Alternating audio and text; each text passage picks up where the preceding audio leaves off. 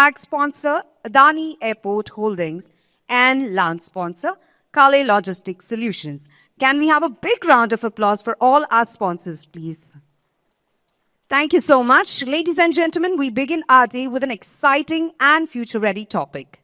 Navigating the future of air cargo with digital innovations and smart technologies.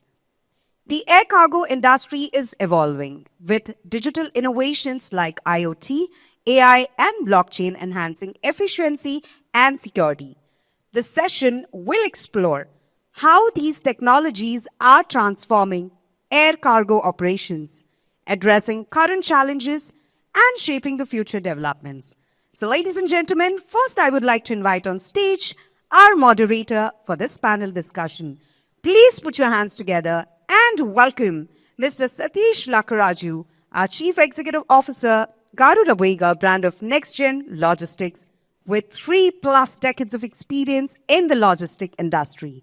Mr. Lakkaraju has contributed to the ecosystem development and best practices in unbroken cold chain, infrastructure at airports for cargo handling, and perishable exports. Since he is already here on stage, can we have a big round of applause and welcome our moderator? Next, ladies and gentlemen, I'd like to invite on the stage Mr. Gautam Mandal, Chief Executive Officer, Octoloop.com by Cargo Flash. With extensive expertise in digital transformation and logistics, Mr. Mandal spearheads the company's mission to integrate smart solutions and advanced technologies into logistic processes, creating efficiencies and improving customer experiences across the supply chain. Can we please welcome Sir with a big round of applause as he joins us on stage? And next, I'd like to invite Mr. Mehriyar Patel, Group Chief Information Officer and Digital Solutions, Gina and Company. With extensive expertise in technology and digital transformation, Mr. Patel drives the innovation and implementation of cutting-edge digital solutions across Gina and Company's operations. Please welcome him with a big round of applause as he takes the stage. Next, I'd like to invite on stage Mr. Saurabh Kumar, Chief Executive Officer, Kalisawari Refinery, with an extensive experience in supply chain management and business leadership. Mr. Kumar has contributed significantly to the optimization of logistics, production, and distribution processes, ensuring seamless integration of operations. We should give a big round of applause for Sir as well. And now I would like to invite on stage Mr. R. Sampath Raghavan, Head XM and Logistics, Raymond Lifestyle Garmenting Division. Mr. Raghavan plays a key role in dividing efficiencies in Raymond's Garmenting Division, contributing to the company's growth and its competitive edge in global market. He brings invaluable insights into the integration of logistic strategies with business objectives. Ladies and gentlemen, let's have a big round of applause for Sir as well. And last but not the least, I would like to invite on stage Mr. Binu Kumar, General Manager, Supply Chain, Thermo Fisher Scientific. He's responsible for ensuring the efficient and cost-effective flow of materials, products, and services across the organization, driving innovations in supply chain processes to meet the dynamic needs of the life sciences sector. Let's hear a big round of applause for Sir as well and welcome all our panelists.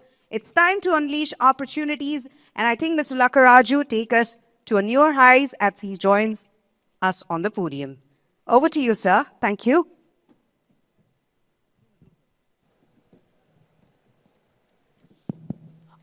Thank you so much. Good morning, ladies and gentlemen. I know after a long day yesterday, and probably some late nights with some of you, you're starting a little late, but be rest assured that it will be a very engaging and interesting session that we will do over the next 60 minutes, if Ayushi permits us to do that. I've got a very enriching panelist on the dais because the total experience that's there on this stage is over 150 years, I would say, because each one of us come with close to 30 years of experience at least and my pleasure to moderate this session on the topic navigating the future of air cargo with digital innovations and smart technology. Let me set the context to the discussion first for all of you to understand why this topic is very, very important. See, over the last 30 years, air cargo industry has more or less remained the same in terms the way the airway bill looks, the way the process that we do in terms of how we move the cargo. Indian customs has gone through a massive transformation, even far more than what other countries have done. Indian airports have gone through a massive transformation in the way they have been turning around cargo, the way the pharma facilities have been filled. But there's a lack of technological adoption to a large extent in the industry, given the fact that the organized players and the unorganized players gap is substantially high. So, to start the session, I will start with Mr. Sampath because he brings in a lot of experience as an end user and probably throw some more light in terms of the cross-border challenges and the rest of them. So maybe Sampath, you start with your opening remarks and then we get to Binu next. Yeah. Good morning, everybody. It's been so delightful to see all the audience enthused with this hot topic about logistics, So, taking a thread from what Satish was saying, actually, nowadays we see a lot of buzz around technology in all fronts, especially in logistics, actually, we see a lot of things happening. I would start with saying that actually how we are placed as opposed to the Western countries. All of us who have been in international trade would know what is the kind of disruption the US East Coast and West Coast have faced lately. There has been a lot of resistance to adoption of new technology by the port authorities in the US, in the East and West. And then actually compare that with India, how far we are moving. So that gives us a lot of, actually good feeling that actually India is adopting to technology far better than other countries. On the one side, that is there. And on the second, actually we have a lot of regulatory things happening across Europe. Europe has caught up far more than what the US and other countries have adopted in terms of technology, in terms of regulatory. So we need to dwell on number one, the technology adoption across various countries and how these are going to be intertwined with the regulatory requirements of various countries. So while we are talking about international trade, we are not talking only about advanced countries, we are talking about the third world countries as well. So take typically for a country like Ethiopia and where I have certain exposure to operating in that country. So they are in a primitive stage, although they have an intent to adopt technologies. So while we are doing all these things in the air freight and even other logistics industries, we should be conscious of the fact that we should be able to adopt technologies which are adoptable in countries because we are in international trade. So that is one of the things that I wanted to set a tone on so that we can discuss around that. And then how in Indian ecosystem and Western ecosystem, what are the systems which can be, so to say, can be intertwined with various technologies coming into play, how it can be intertwined in various countries. So these are the things that we need to be discussing on, which is still in a nascent stage, if you ask me. So these are my initial thoughts, Satish. Perfect, Sampath. And let me get to Binu quickly because Binu comes with a background from Thermo Fisher, which is more into medical equipments and related to something which is very critical for everyone. And probably air freight is the essence of speed clearly and visibility is the other part of it. Probably your initial remarks and then I'll get to specific questions, Binu. Sure, thanks, Satish. So I'll just speak quickly on the industry where we operate in and why air freight is important for us and why speed is of essence to our business. So Thermo Fisher, I'm not sure how many of you have heard of Thermo Fisher, but it's basically a leader in serving science. So wherever there's research, wherever there's testing, wherever there is science, you'll find Thermo Fisher.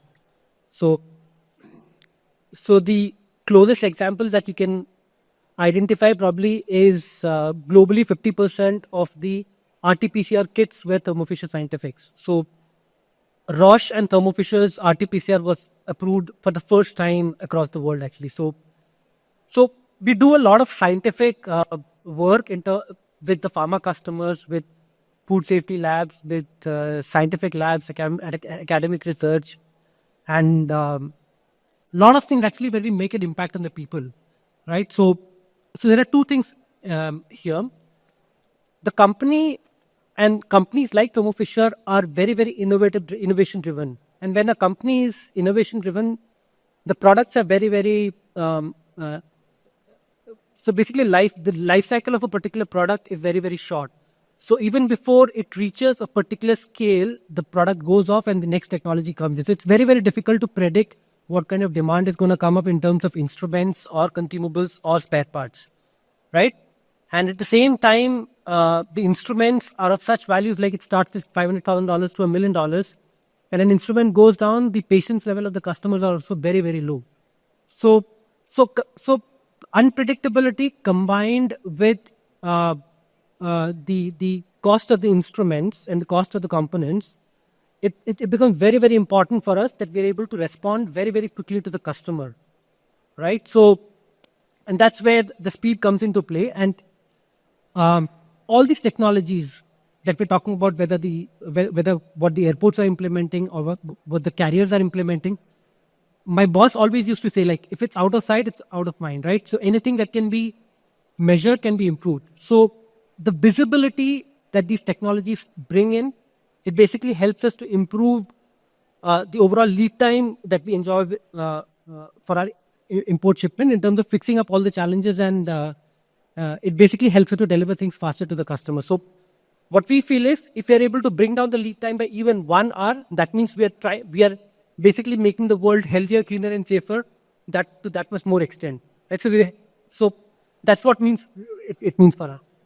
Thanks, Vinu. I think time is essence. That times are important. And even if you can bring down the time by a few hours, you've done great bit of less exposure to it. So let me go to Saurabh, because Saurabh wears 2 hats, I would guess, or more. He was in his previous assignment, the CEO for GMR Cargo. So maybe Saurabh, your initial thoughts on airports adopting to technology, and probably even touch upon the aspect of how the TAT times are measured, because Binu mentioned about measuring specifically. So over to you, Saurabh. So, Satish, we're talking about cargo and logistics, and we are in 2024, and we all know how technology is evolving, and it's becoming quite intelligent. Is one extreme of the technology spectrum. But I always say, and I have seen and I believe, that cargo and logistics industry has always been laggard in adopting the technology, even today in 2024. And this is a fact, howsoever we acknowledge it. But there are pockets of excellence that has come up, and very, very encouraging pockets of excellence, Satish. And airports are one. And so are some of these large, efficient ports. Those in both of these, what I've seen is the entire community coming together and trying to build systems which connect all of them. I think in cargo and logistics, there are 2 evils. One is, people talk to each other, that doesn't solve the problems. The systems have to talk to each other. And the second thing is paper and processes, P square. So I think these are the 2 things that airports are trying to get over it. If you ask me, almost 80% of the major airports in India has overcome that as we speak today. But the road ahead, we are 25%. No, brilliant. So you've said it all very clearly, and let me come to Mr. Patel for a basic question, is because he comes from a company which handles more customers, has always aimed to be paperless clearly. So my question to you would be is that while we are navigating into the future, where is India's biggest block in terms of adoption to technology? Because you know, as an organization also, you'll have been trying very, very hard. Probably your initial takes before I get to specifics. Yeah, so Satish, I think very important is that the times are changing. The technology adoption has been there, but it has to happen in a quicker pace. So, what is helping doing that? That is very, very important. So, if you look at organizations, they might be using ERPs which are suited to them. But we as Gina probably have looked at transforming in terms of the processes that we run for our customers and how to cater them faster, efficiently, and in an improved manner. So I think the crux of saying this is that today visibility is going to the next level. Can visibility become a risk management tool to the customer that we can serve? How can that visibility act as a touch point, as an awareness that he can take proper decisions through technology? So data and data science is going to be one of the most important part. The second part is AI and RPA. If you look at artificial intelligence and robotic processes, we have managed to reach a lot of AI work internally, where we have integrated IceGate systems, where our processes today take 3 minutes flat to finish the IceGate process, get the shipping bill number onto us. And that's something that we improved. Other thing is manual work, which is implemented in terms of your work pressures, in terms of taking more time to do manual labor.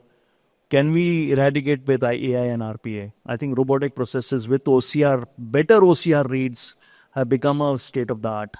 The third part, which is very, very important, is the integration piece. Now, I think Saurabh touched that point, is the community systems. The cargo community system has become a very big leverage.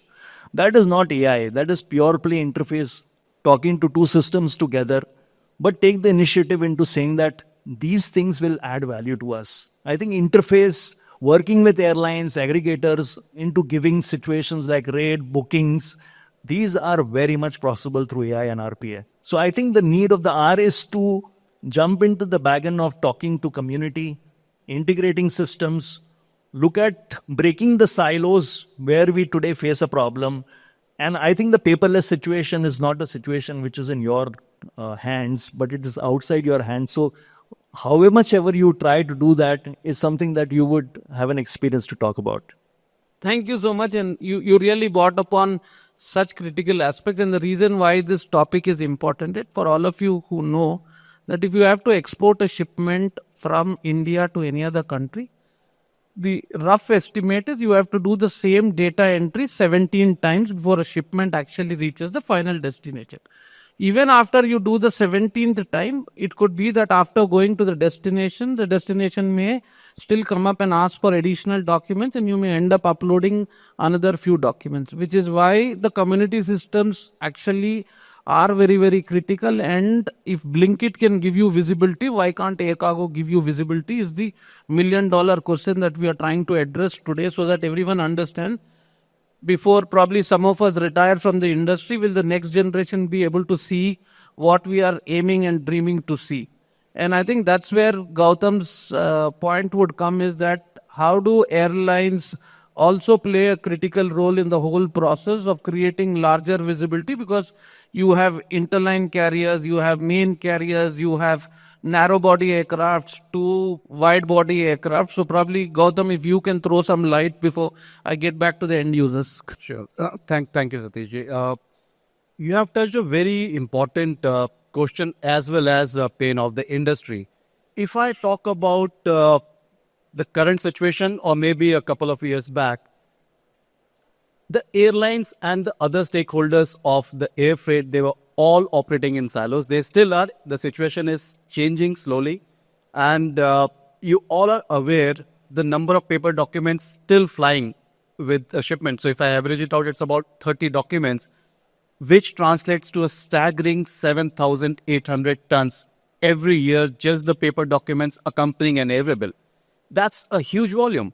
Not only that, which impacts, of course, the global sustainability, but at the same time, you do not have any visibility. You spoke about Blinkit. Today, Blinkit, Zeptos, and other the quick commerce companies, I'm not even talking about e-commerce. These quick commerce companies can deliver you your PlayStations or anything you desire to have on a day-to-day life in 8 to 10 minutes with absolute visibility of every single second's movement. Why is it not possible in air cargo? Yes, technically it is possible. And that's why I said 2 years ago, that was one silver lining during the COVID era, where air cargo came into the limelight. We became also important industry. And that was the reason that we quickly started adopting technology as well. You touched upon how airlines are adapting technology. So there are many use cases where airlines have started adopting digitalization, where they want to bridge the independent systems which are operating in silos. They want a connected solution. And one of the key helpers or enablers in this are the booking platforms. So booking platforms like Octoloop are helping airlines bridge that gap, where we try to help connect the freight forwarders and the airlines to get a seamless experience, right from getting real-time rates to booking and the absolute track and trace as well. So that's where we are today. Perfect. I think so. We've, as the opening remarks, touched upon all the key aspects, start to the end, on what is happening and what is expected out of it. Let me now get back to Sampath to understand what's the biggest pain that you as an end user today face on a day-to-day operations. Because why I'm asking you this is that how technology can play an important role to reduce the pain. And the reason why I'm telling is today you have disruptions in sea which are unmatched. Suez Canal, Red Sea, you don't know when pirates can attack where. Whereas as a result of this war, the airspace gets more complex because you can't fly on certain zones. So flying times also have started to increase, loads have started. So what you had planned in a boardroom 4 hours ago changes as you come out of it. So which is that biggest pain that you are seeing after being 30, 34 years in the industry, really you think the industry should be addressing?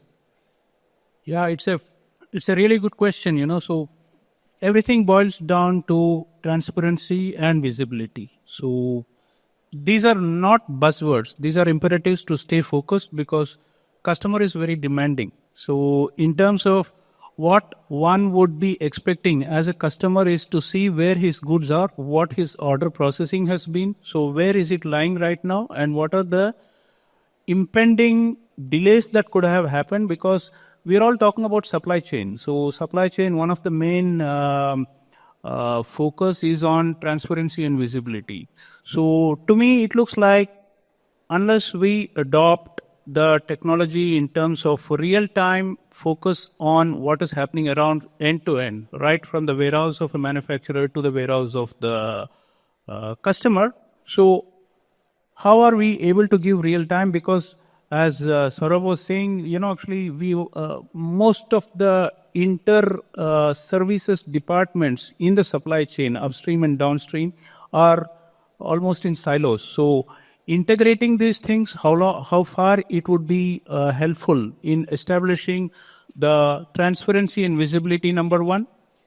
Second, most important, I feel, is on the regulatory aspect. I keep repeating on the regulatory aspects, basically because if we have the tools to preempt a problem, it solves 50% of our problem. So actually, while we are dealing with international trade, so you'll have to explore new countries in your new markets.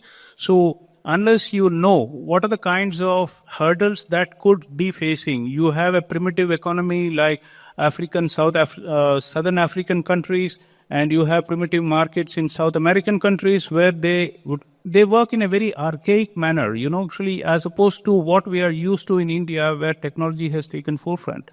So now here, again, the problem is in terms of airline industry, which is on a swifter mode, end to end, actually maximum 3 to 4 days, or probably even 1 week, So 1 week is too less a time for us to understand the nitty-gritties of each of these countries. So I would say that if technology can aid in getting all these sorted out, by way of integrating various systems, integrating various nodes, whereby, as an exporter, I have a real-time information of what is in store for me when I'm sending my goods from here to occurred third world country. Probably, actually, most of the countries, they have adopted. Advanced countries have adopted. We have been used to doing business with those countries, and we have fairly enough knowledge of what the things are.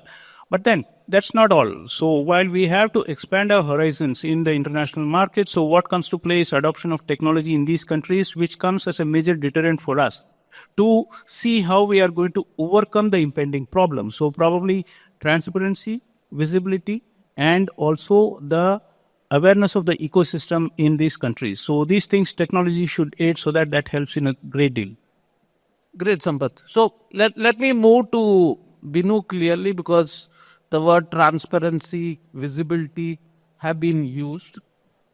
As an user of various service providers, how much of that you really get in your day-to-day? Today, there are a lot of service providers. Do really you get an end-to-end visibility today, Binu, to ask you? So it's a mix actually. So I'll speak both from the courier perspective and the normal air cargo perspective, as well as the ocean perspective. So what I feel is basically the ecosystem around the courier business, which is like whether it is the DHLs of the world or FedEx or the RMX. I think it's been quite evolved, and we're seeing a lot of value there. And it's not just the visibility part, but I think the amount of improvisation that they've done over the past couple of years, it's phenomenal, right? For example, a couple of years back, when we started off, our lead times for courier itself used to be close to around 12 to 13 days, end to end, from factory to our warehouse. Now, currently, we're looking at close to around 48 hours to 72 hours end to end, from the factory in US till the warehouse in Bhiwandi. So I won't say that there are more challenges than what is working better, good now. I think that we've made a lot of progress on the courier perspective. Now, in terms of technologies that are available for visibility, I'm sure there are a lot of technologies that are available. For example, many of us would have heard of Shipsy, right? We would have heard of Cargo's Flow. But many of the end customers do not implement these solutions primarily because they see these technologies as standalone solutions, right? So there is a cost associated with that. And whatever is the cost involved, why should we spend so much of money? We can manage it manually, all those things. But when you see this on an end-to-end basis, right? For example, I'll just give an example. Maybe a container of freezer, right? 40 freezers worth 10K, right? Approximately $400,000 per container. I have close to 40 to 50 containers at any point of time on the sea. Now, there are instances when the shipments get stuck in transshipment port for 20 days, 30 days, 25 days, and eventually we lose that opportunity for sale. So what happens is basically whatever you're saving in terms of the in terms of not implementing those technologies, you're just spending the money on your working capital, right? So you're paying the money in terms of interest costs. If I lose that, if we calculate the interest or the working capital cost that is involved in losing that sale for $400,000 every month, the cost itself comes out to be close to around 40 to 50K per USD, 40 to 50K per year. That cost is far lesser than what I'm going to spend for these technologies. So I think it's very, very important that as end users, we start implementing these technologies which are widely available and which are widely successful as well. And they should stop looking at it in isolation. It's very, very important that they see this on an end-to-end basis in terms of how these technologies are going to improve the lead times to our customers. So I think there's a lot of opportunities that are available. Thank you. So just to get it the context a little more, I've been in the express industry probably 34 years ago, and trust me, now I'm back in the express industry. The express industry has evolved. I was telling Sampath when we were having coffee together that today the transit times anywhere into the US have come down to 3 to 4 days, which even we do.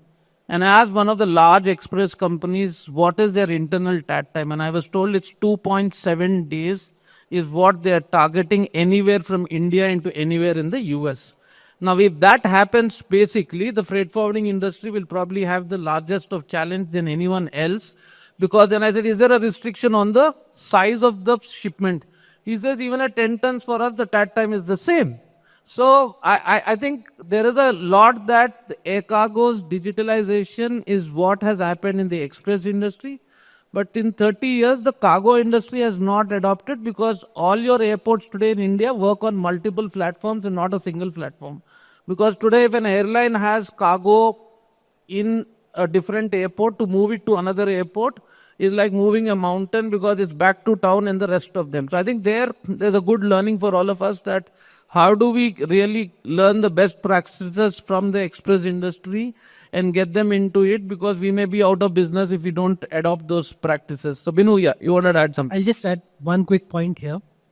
And this is one more thing that I've experienced. So there are a lot of operators who come with huge amount of infrastructure. They come with aircraft, trucks, and all those things. But it's equally important for them to be, if they have to be successful, it's equally important for them to be able to convert that infrastructure into value for the customer.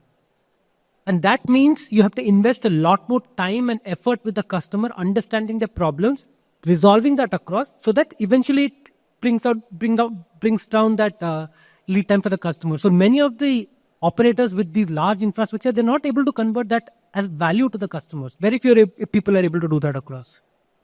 No, very good point that has come out that we've spoken about the TAT time. So let me get to Saurabh today to understand two aspects. Let me get into the air cargo domestic sector as well, because the domestic air cargo industry has been facing the larger challenge because on the roads in the country are improving. The roads in Europe have always been good.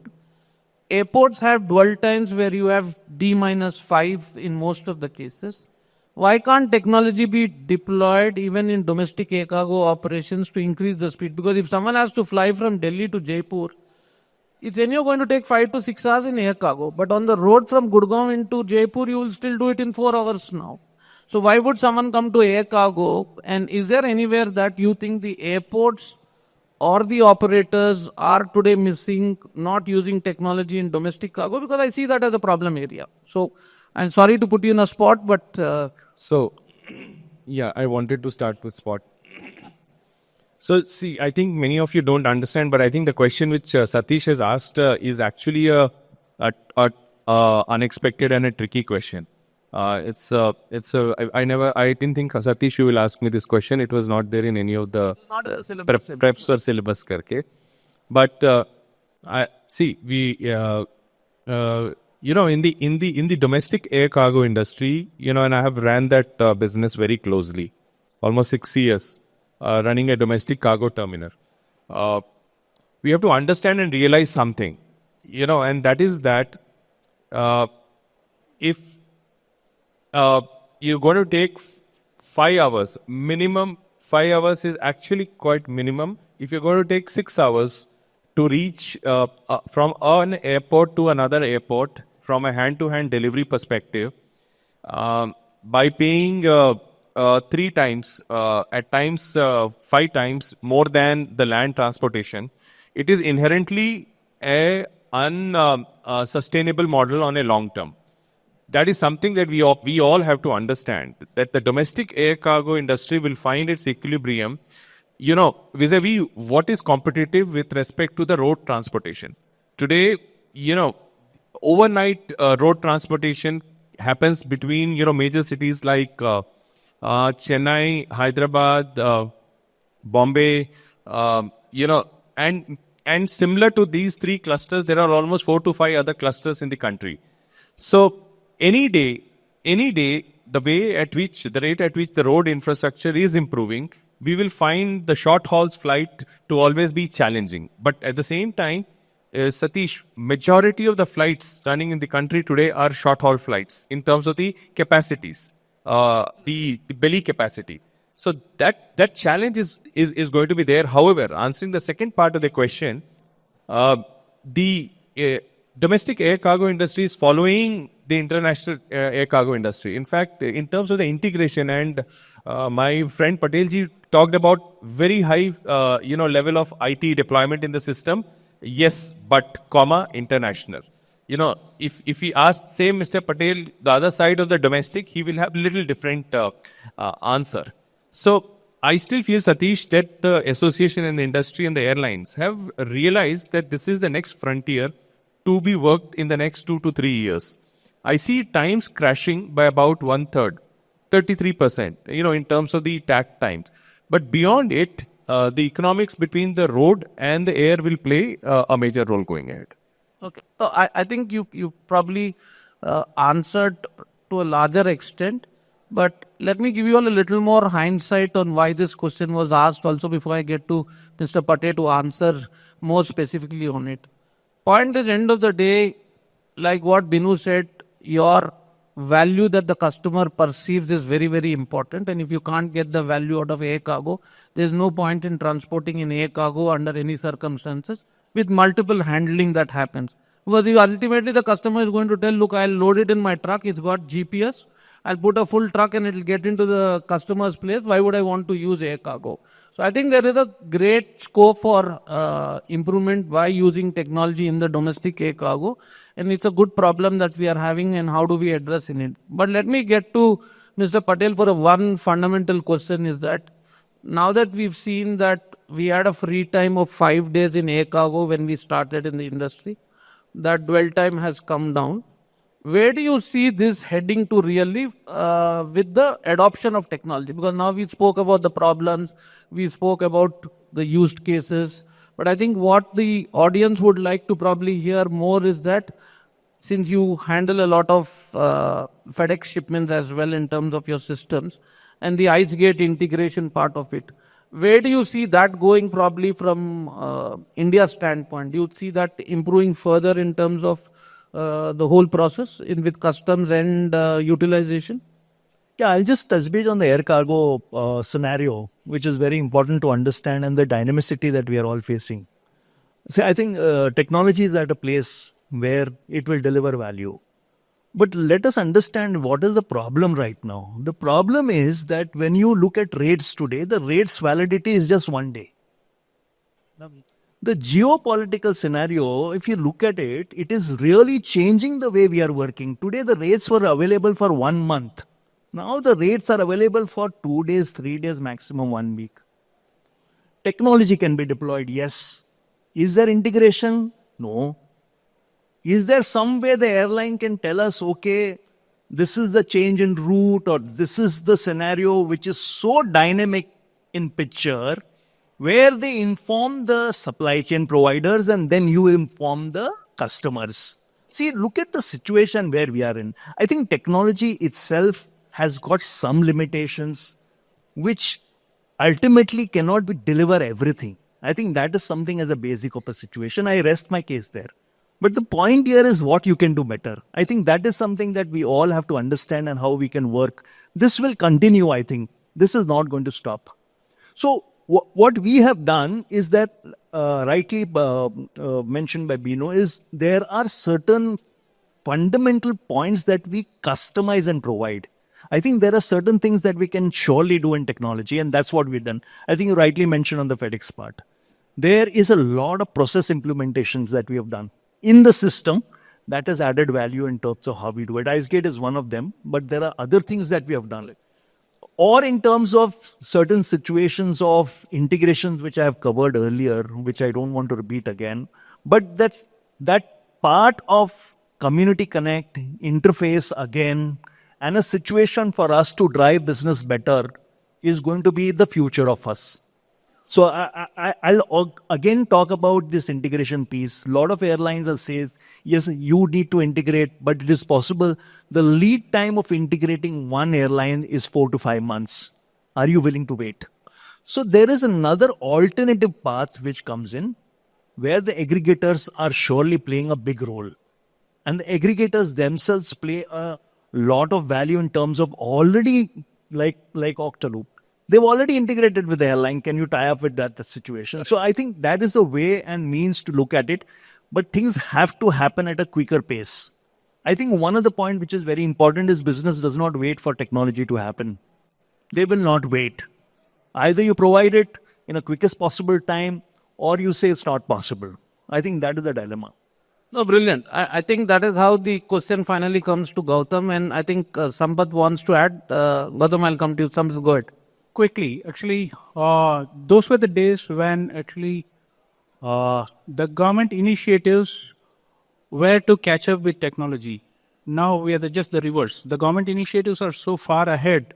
Technology is trying to catch up with the initiatives of government. For instance, that actually we have various forward-looking initiatives like the authorized economic operators and things like that, whereby, so what happens is that actually government is trying to facilitate a green channel facility, like, actually you're traveling abroad and you're coming, actually you have a green channel. So it is a risk-based system.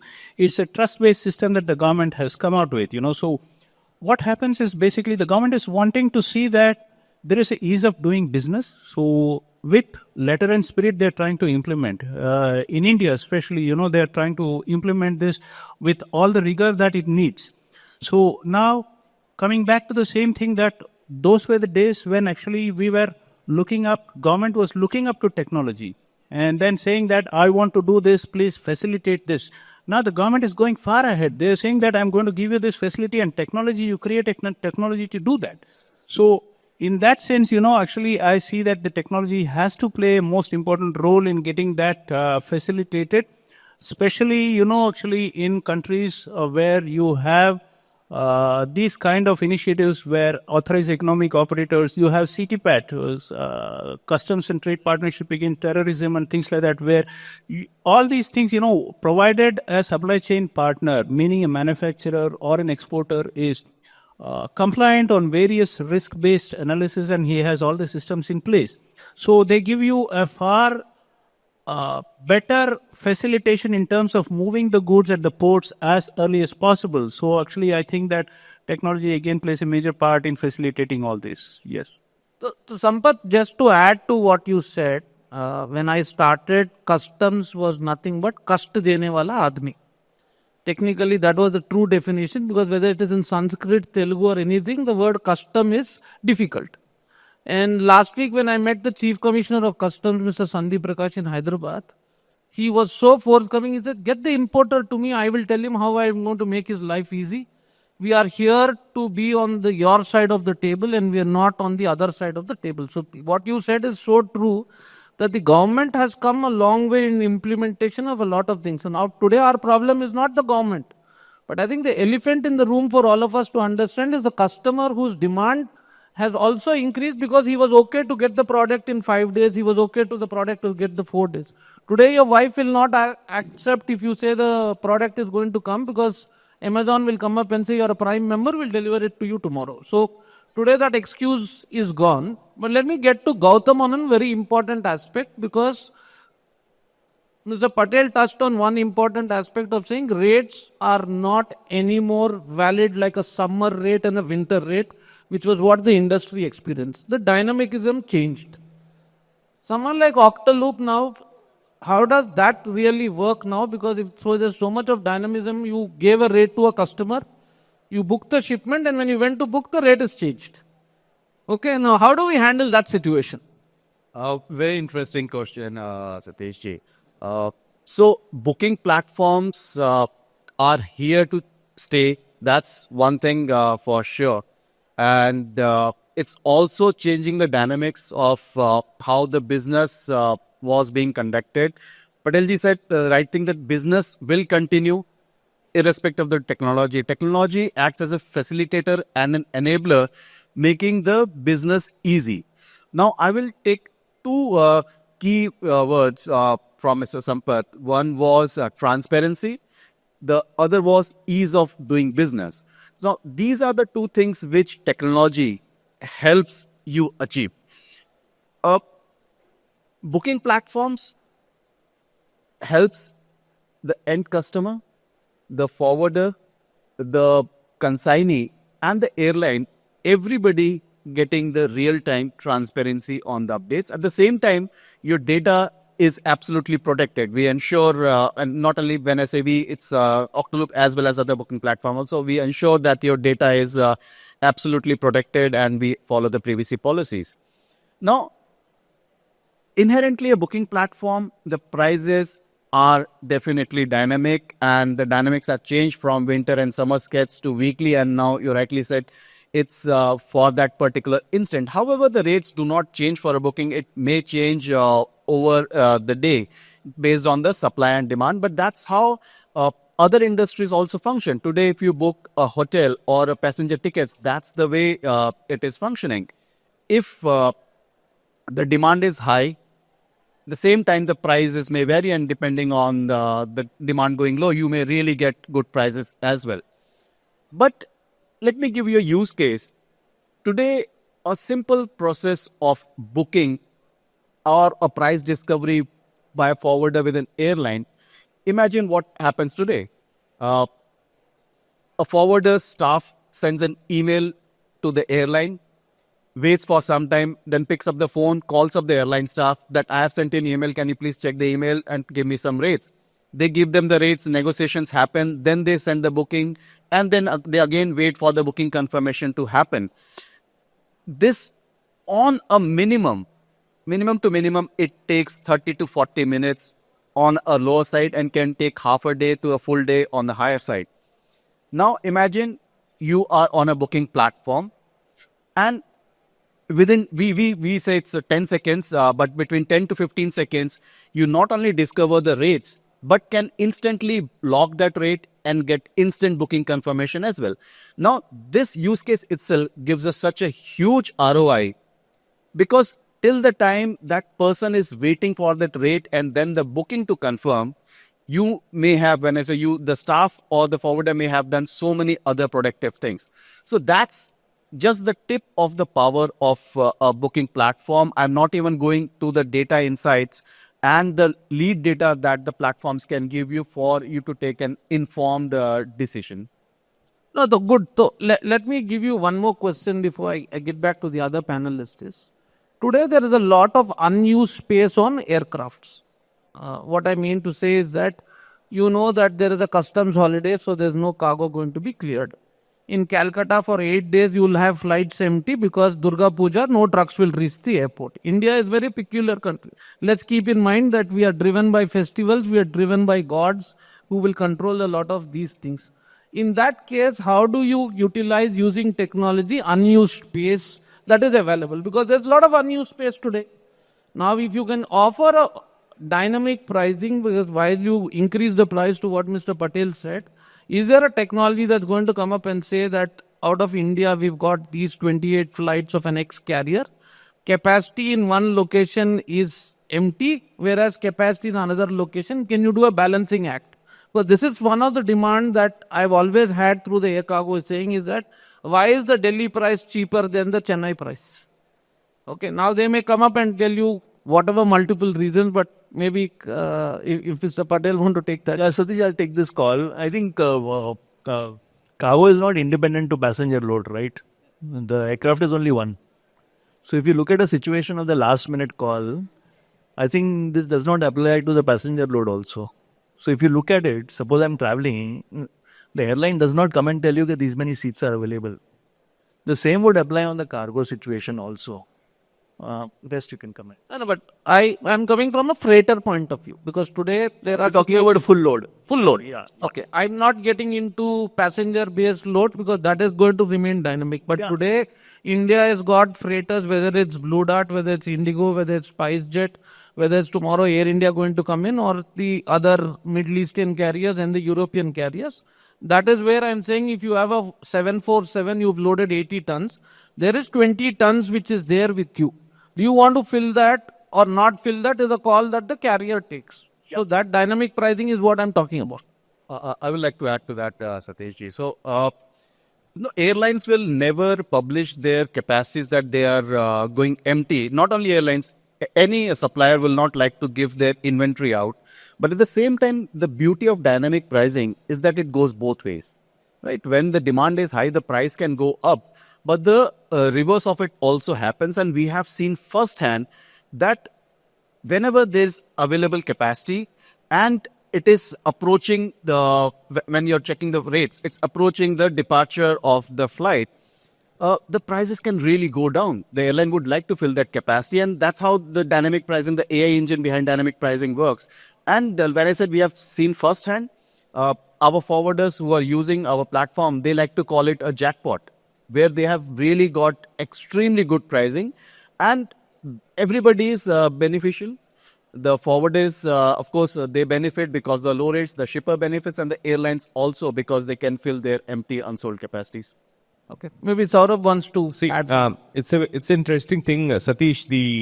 I think all of us know, but still, I want to say that almost more than 60% of the domestic belly capacity is empty. So if typically if an Indigo can carry, say, an A320 can carry, say, 5 to 6 tons comfortably, they tend to carry 1 to 2 ton on an average. So 60, I'm being conservative. So, and this has been going on for so long. The domestic cargo is growing at 8% per annum. The aircraft capacity is growing at double digit, and now it will grow at 20%.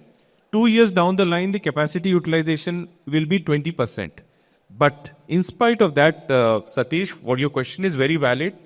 What you said, it's going to happen, but subject to one bottom threshold, that every kg of cargo that we add adds to the cost of flying an aircraft, unlike a hotel or any other fixed asset. So, yes, the 40 rupees can come down to 20 rupees, and it's going to happen, and there will be people who will come up with this model on a real-time basis, the way other consumer segment have exploited it. But still, somebody has to be willing to pay at least say 2 times the road cost to even take that capacity, because airlines are not going to make it free. I'm not denying that the fact that anyone should give a minus freight what happens in ocean freight. Because in ocean freight, the way the business works is someone say LCL at minus 10 because they have a repositioning cost or something. I know that the airlines also have a cost per kilo to handle the cargo, build the unit and load on it. But my point today is when capacity is increasing over the demand, So you will have to do a balancing act of where do you really do the cutoff in terms of using I'll digitalization. tell you one thing which missed out, Satish. Per kg of cargo, the cost of handling is 10 rupees per kg on the land, and it's another 10 rupees to 12 rupees in the air, which is the fuel cost and the other cost. So effectively, the bottom threshold will still be twice the land cost. But yes, that's an opportunity that's there for all of us. Okay. Before Sampath comes in, let me add the reason why this question was put and it got so active is the express industry is giving me that sort of a solution today called as a dynamic pricing. And also let me tell you, in an express industry, only the fuel surcharge is variable and all other component is fixed today. Okay. Whereas in the airline industry, there is no fixed price and the fuel surcharge, everything is dynamic.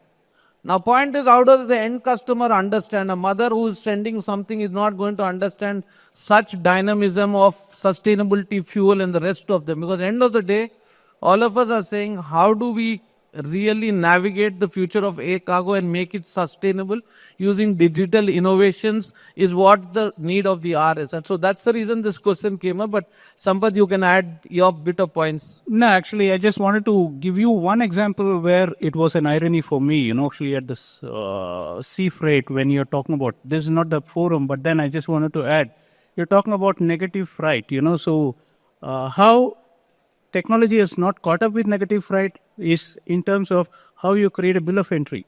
So I get a material from China. So the forwarder says that actually I'm not going to charge you anything. So what I make a margin is only the destination charges. So it'll be a zero freight. So let us say that I'm going to add a CIF and then bill of entry does not support zero freight. So here the technology is not playing a part in competition here, number one. And then since at the paucity of time, I would like to tell you the marvel of technology, how it enables supply chain and become internationally competitive. We at Raymond, we have something called made to measure. Just 2 minutes. So typically you have large retail chains in US.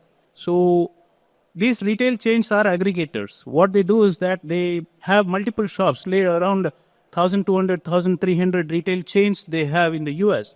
So let us say typically I go to a store in Miami, I order my customized suit, the guy takes a measurement of mine, and then I pay the advance. So now the problem comes in that actually the shop there takes the orders by taking the advance. But then does the manufacturer have the fabric, the style of the order that he gives? So it is real time available to him to each of the shops.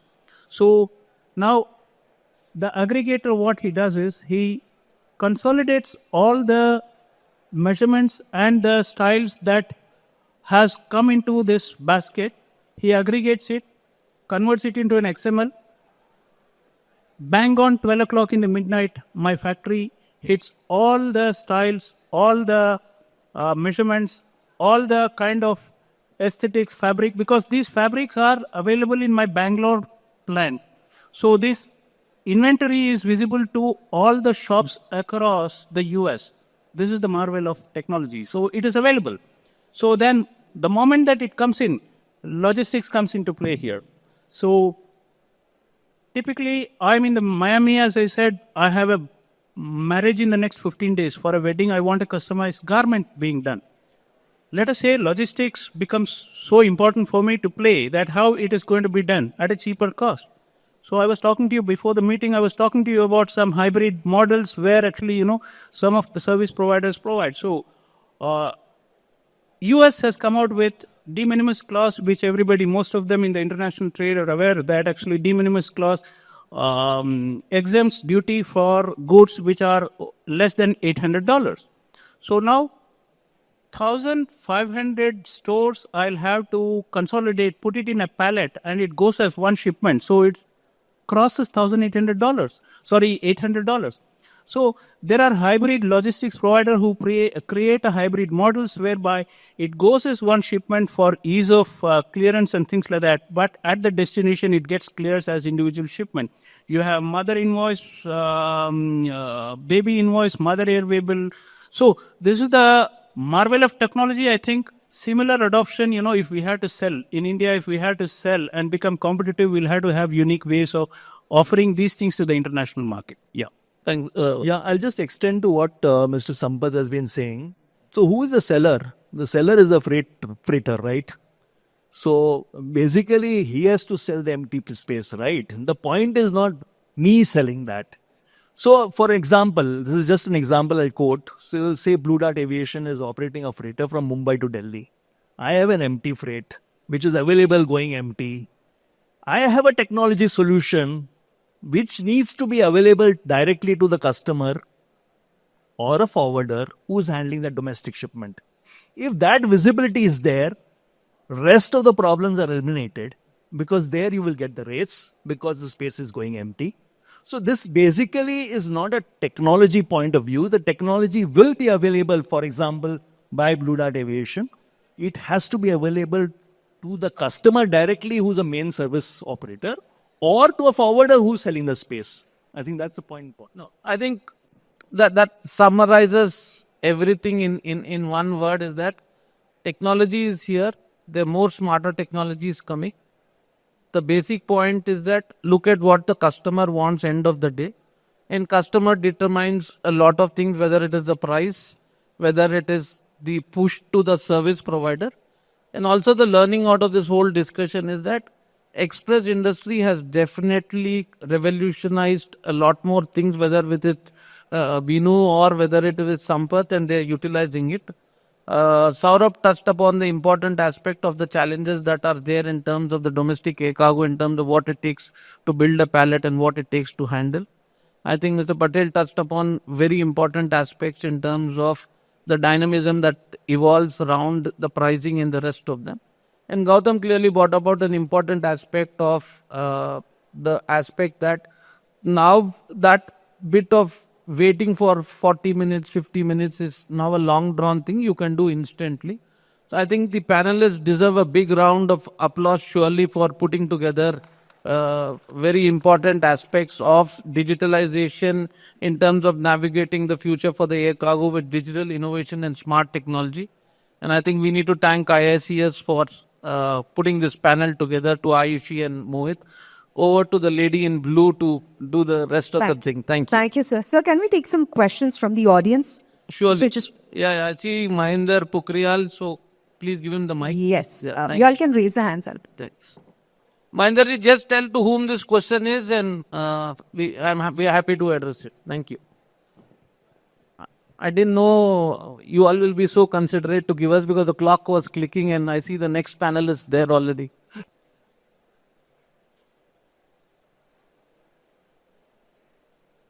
They didn't help Pokhriyal ji.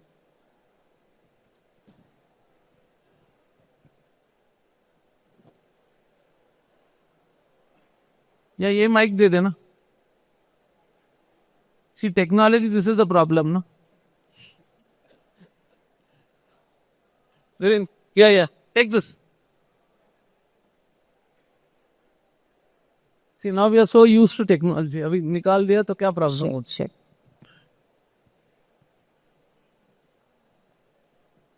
Good afternoon, all the dignitaries, on the dais. My name is Mahendra Pokhriyal. I represent TIACA, the International Air Cargo Association, which provides the global platform to all the stakeholders of air cargo industry. Thank you very much for giving such a great insight on the technology side. Today, everybody knows the importance of the technology and everybody understood the value addition of the technology.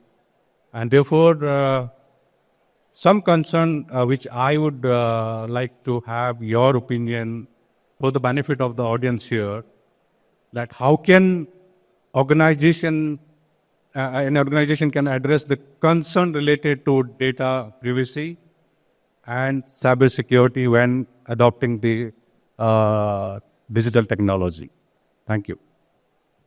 Anyone can take it. Probably. I think all are the digital experts. So, anyone. I will take that, Pokhriyal. Let Gautam take it and then we can add someone else. So, any new thing which comes in, there are always concerns and challenges associated with it. So does technology. We just had a live example of that. But that doesn't stop someone to restrict or restrict themselves to adapt that technology. Data is power, and so is the challenge real of data privacy. We have so many different compliances. In Europe, we have the GDPR. In UK, we have the UK privacy laws. In India, DPDP is launching. It's already launched, but not fully compliant. So whenever you adapt to technology, my advice as an IT consultant would be to make sure that whatever technology or vendor you're using, how much are they compliant, right? Are they protecting your data? Is the data compliance policies are in place, both at the system-wise as well as in the legal framework? These are certain initial points. Then, of course, you have the standard cybersecurity checklist, which every company should follow whenever they go to any kind of technology. And the basic ones are not to share passwords, keep password policies, don't click unknown links, don't answer unknown phones or push any numbers if they ask you. So these are very basic standard things, but those constraints should not be stopping you to adapt new technologies. That's my only point here. So extending to what Gautam is saying, as an organization, you are responsible that your company which operates protects the assets, especially in terms of how you operate. That is the ERP that you run, the data that is generated from that ERP, and what is the protection layer that you follow for that working. Now, any amount of disruption of services for the ERP that you operate is a disruption in business. So the organizations have to understand that security has to be one of the agendas top in your mind to implement within your organization, so there is no disruption in business continuity and business working. Because ultimately, it will come down to a situation saying that you have not been able to provide services. Now, you provide services to customers. So effectively, it's not just an internal working, but external working also. So we as organization adopted ISO 27000. So governance is very top of our mind. Awareness is one of the very important players. GDP implementation, which is coming in very important as a DPDP Act, which is going to be a big layer in terms of personal data protection law. These are some of the things which are very important, and every organization should set best practices within also. Thank you so much. Ladies and gentlemen, I think we deserve a huge round of applause. That was an incredible discussion. With these leaders taking charge, the air cargo sector is ready to reach heights. Thank you to all our panelists and the moderator, Mr. Satish Lakaraju, for empowering us with such great knowledge.